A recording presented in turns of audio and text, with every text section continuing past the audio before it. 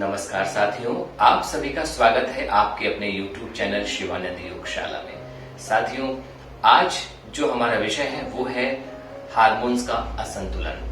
तो उसका कारण हम समझेंगे और उसके लिए हम योगाभ्यास और अंत में हम आपको बताएंगे कि आप कैसे उसका घरेलू उपचार कर सकते हैं, कुछ घरेलू नुस्खे बताएंगे।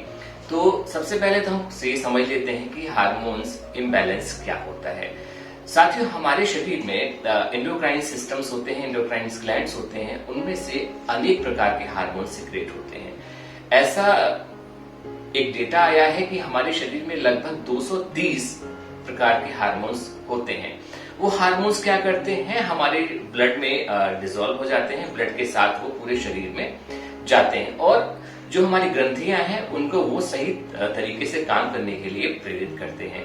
ऐसा होता है अगर जरा सा भी हार्मोन्स इम्बैलेंस हो जाए या कम हो जाए या ज्यादा हो जाए तो हमारे शरीर पर बहुत ज्यादा फर्क पड़ने लग जाता है। हार्मोन्स इम्बैलेंस का सबसे ज्यादा जो प्रभाव देखा गया है वो फीमेल्स पे यानी महिलाओं पर सबसे ज्यादा प्रभाव देखा गया है। इसका ये कारण हो जाता है जब आप हार्मोन्स इम्बैलेंस हो जाता है तो मूड अपसेट रहता है, नींद नहीं आती है, बाल झड़ने लगते हैं और कहीं कहीं क्या होता है बाल बहुत ज्यादा मात्रा में चेहरे पर हाथ पैरों में उगने भी लगते हैं, तो एकदम से डिसबैलेंस हो जाता है, लिबिडो पावर एकदम कम हो जाती है।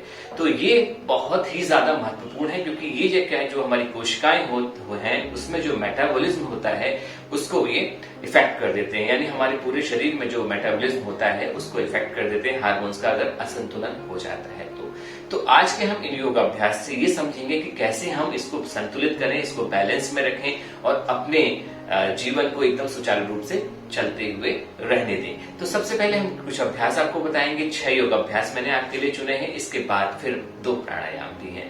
तो आइए शुरू करते हैं। तो सुखासन में आप बैठे हुए, इसके बाद आप सीधे वज्रासन में आ जाएं। अगर आप वज्रासन में नहीं आ पाते हैं तो आप बॉक्स पोजीशन भी बना सकते हैं, जैसे मैंने बताया, इसको वज्रासन बोलते हैं। वज्रासन के बाद अपने हाथों को ऊपर उठाइए सांस भरते हुए और सांस छोड़ते हुए नीचे की तरफ आइए। इसको बोलते हैं शशांकासन, चाइल्ड पोज। इसे करने से मन शांत होने लगता है, जो ब्लड का प्रभाव है वो सर की तरफ चला जाता है, तो हार्मोन जो इम्बैलेंस की परेशानी है उसमें भी बहुत ज्यादा आराम मिलता है। यहाँ कुछ समय तक आप रुकेंगे, लगभग 30 सेकंड तक आप इसमें रुक जाइए। इसके बाद आप सीधा कोबरा पोज में आ जाइए, सांस भरते हुए भुजंगासन। इस प्रकार से हाफ कोबरा भी बनाया जा सकता है, नहीं तो आप फुल कोबरा बना सकते हैं, इस प्रकार से। और यहाँ पे भी आप 30 सेकंड होल्ड करिए, ऊपर की तरफ देखिए, छत की तरफ, लंबी गहरी सांस भरते रहिए, छोड़ते रहिए। अगर आप थक जाते हैं तो तुरंत ही आप विश्राम कर लें। इस प्रकार से आप आराम कर सकते हैं मकरासन में, क्योंकि शक्तियों का अतिक्रमण आपको नहीं करना है। सांस भरते हुए फिर से आप उठ जाइए और अब फिर वज्रासन में बैठ जाइए। वज्रासन में बैठने के बाद अगला जो हमारा अभ्यास है वो है उष्ट्रासन का अभ्यास। वो बहुत ही जबरदस्त अभ्यास है। इसे करने से थायराइड ग्लैंड एकदम एक्टिवेट हो जाती है और थायराइड से संबंधित जो भी परेशानियां होती हैं उनमें बहुत ही जबरदस्त लाभ मिलता है। आप घुटनों के बल ऐसे करके बैठे हुए हैं, धीरे धीरे करके खड़े हो जाइए और अब पीछे की तरफ जाइए। इस प्रकार से कोशिश करिए कि आप हील पकड़ लें अपनी। अगर आप हील नहीं पकड़ पाते तो बैक को सपोर्ट ले लीजिए, ऐसे करके ये भी काम चल जाएगा इससे। और आप इस पोजीशन को होल्ड रखिए। वही 30 सेकंड से 1 मिनट तक आपको होल्ड रखना है। शुरू में थोड़ा मुश्किल लगे तो 10 सेकंड से स्टार्ट कर लीजिए। सांस लेते रहिए, छोड़ते रहिए, लेते रहिए, छोड़ते रहिए। पोजीशन को होल्ड रखिए, लेकिन सांसों को होल्ड मत रखिए, ठीक है। इसके बाद चाहे तो आप इसका काउंटर पोज कर सकते हैं, इस प्रकार से आप आ सकते हैं, इस पोजीशन को आप होल्ड रख सकते हैं। तो ये भी बहुत जबरदस्त अभ्यास है। तो इसके बाद अगला जो हमारा अभ्यास आएगा वो हम पैरों को आगे करेंगे और अब हम सर्वांगासन और हलासन की तरफ चल रहे हैं। आइए धीरे धीरे करके लेट जाइए, इस प्रकार से लेट जाइए। गुड। और टी शर्ट को टक भी कर सकते हैं आप अंदर की तरफ, क्योंकि अब हमें पैरों पर उठाना है। तो ये हम लेट गए हैं शवासन में और उसके बाद धीरे धीरे करके अपने पैरों को उठाइए, धीरे धीरे 90 डिग्री तक लाइए, फिर धीरे धीरे करके 120 डिग्री तक लेके जाइए और अब अपने बैक को सपोर्ट लीजिए और सर्वांगासन इस पोजीशन में होल्ड रखिए। बहुत सही, ये बहुत ही जबरदस्त अभ्यास है सर्वांगासन। इसे करने से पूरे शरीर का व्यायाम हो जाता है और खास तौर से थायराइड ग्लैंड के लिए तो बहुत ही ज्यादा उत्तम अभ्यास है।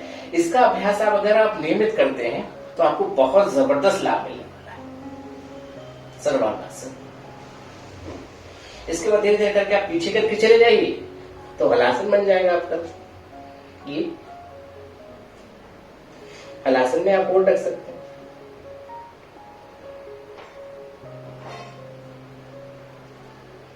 ये इसे भी 30 सेकंड्स कर लीजिए। बहुत सही। धीरे धीरे करके पैर नीचे लाइए, थोड़ा विश्राम कर लीजिए। जितना आप सर्वांगासन में जितना आपने होल्ड किया उतना आप शवासन में जरूर होल्ड करें। सांसें लेते रहें, छोड़ते रहें। फिर धीरे धीरे करके पैर मोड़ लीजिए और अब सांस भरते हुए हिप को ऊपर उठा दीजिए। सेतुबंध आसन, ये भी बहुत ही जबरदस्त अभ्यास है। एंडोक्राइन सिस्टम्स को एकदम दुरुस्त कर देगा, आपकी पेल्विस मसल्स को स्ट्रॉन्ग करेगा, बैक में पेन है उसको भी दूर कर देगा। बहुत अच्छा। इसको भी 30 सेकंड से 1 मिनट तक आपको होल्ड करना है और फिर धीरे धीरे नीचे आ जाना है। अब करवट लेते हुए आप बैठ जाइए। बहुत अच्छा। अब हमारा लास्ट जो अभ्यास है, आज हमने आपको 6 अभ्यास बोले थे लेकिन 7वां अभ्यास आपको बता रहे हैं बोनस है ये है पश्चिमोत्तानासन का अभ्यास। दोनों हाथों को ऊपर करेंगे, सांस को छोड़ते हुए नीचे की तरफ आएंगे ऐसे। ठीक है, जबरदस्ती नहीं करना है। अगर आप एंकल पकड़ सकते हैं तो एंकल पकड़ लीजिए, नहीं टोज पकड़ लीजिए और धीरे धीरे करके नीचे आइए इस प्रकार से। तो पोजीशन होल्ड रखिए 30 सेकंड्स। शुरू में 30 सेकंड से 20 सेकंड रखिए, फिर जब धीरे धीरे करके 1 मिनट तक आप ले जाइए इसको। ठीक है, तो ये रहा पश्चिमोत्तानासन का अभ्यास। इसके बाद आप आराम से सुखासन में बैठ जाइए जैसे मैं बैठ गया हूं। अब सुखासन में बैठने के बाद 2 प्राणायाम आपको करने हैं। सबसे पहला जो हमारा प्राणायाम है वो है कपालभाति का प्राणायाम और दूसरा अनुलोम विलोम प्राणायाम। इसके लिए मैंने एक सेपरेट वीडियो बनाए हुए हैं, आप उनको जरूर देखिएगा। उनका लिंक मैं डिस्क्रिप्शन में डाल दूंगा। कपालभाति कैसे करते हैं और अनुलोम विलोम कैसे करें और उसके लाभ क्या है। तो आइए यहाँ हम शुरू करते हैं कपालभाति। आंखें बंद, मन शांत, लंबी गहरी सांस भर लीजिए।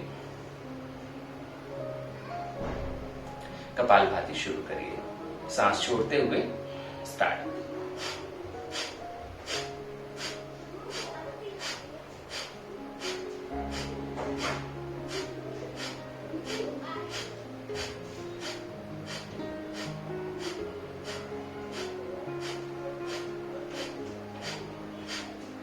यहाँ मैंने 30 काउंट्स आपको करके बताया है।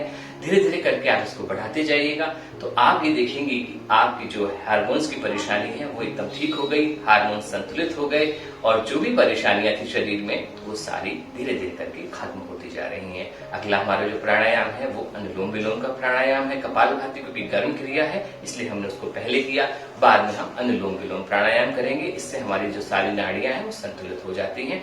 मुद्रा बना लीजिए, पहले जो 2 उंगली है वो आज्ञा चक्र पे रख लीजिए, ये ज्ञान मुद्रा में रखिए। दूसरा हाथ को लेफ्ट नोस्ट्रल से सांस लेना है, राइट से छोड़ देना है, फिर राइट से लेना है, लेफ्ट से छोड़ देना है।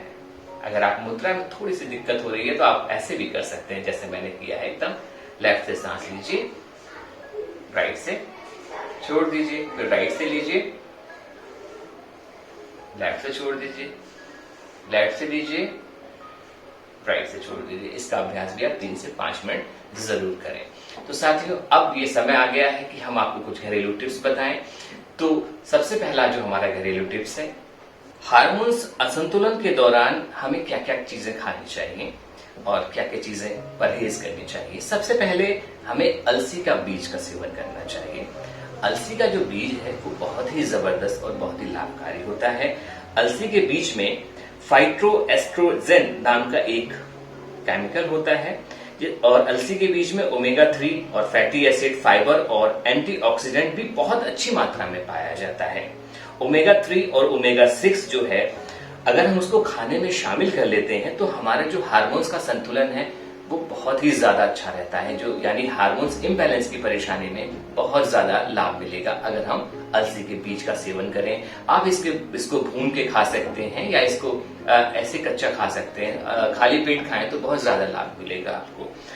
अगला जो हमारा वो है घरेलू जो टिप्स है वो है आपको अश्वगंधा का सेवन भी करते रहना चाहिए। अश्वगंधा एक प्राकृतिक जड़ी बूटी है। इसका सेवन अगर आप रोज करेंगे तो आपके जो हार्मोन्स जो इम्बैलेंस हो गया उसमें बहुत ही जबरदस्त लाभ मिलने वाला है। ये जड़ी बूटी थायराइड को भी कंट्रोल करती है, यानी थायराइड की समस्या जो हो गई है माता बहनों को, उनको भी बहुत ज्यादा अच्छे ढंग से इसको हैंडल करती है और आपकी थायराइड की परेशानी भी दूर हो सकती है।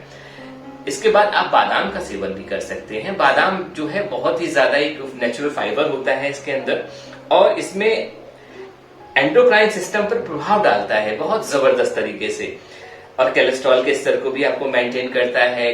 शर्करा का जो शुगर का लेवल है उसको भी कंट्रोल कर देता है। यानी टाइप 2 अगर किसी को डायबिटीज की परेशानी है तो बादाम का अगर सेवन किया जाए, रात को भिगो के सुबह खाया जाए तो बहुत ही ज्यादा लाभ मिलने वाला है।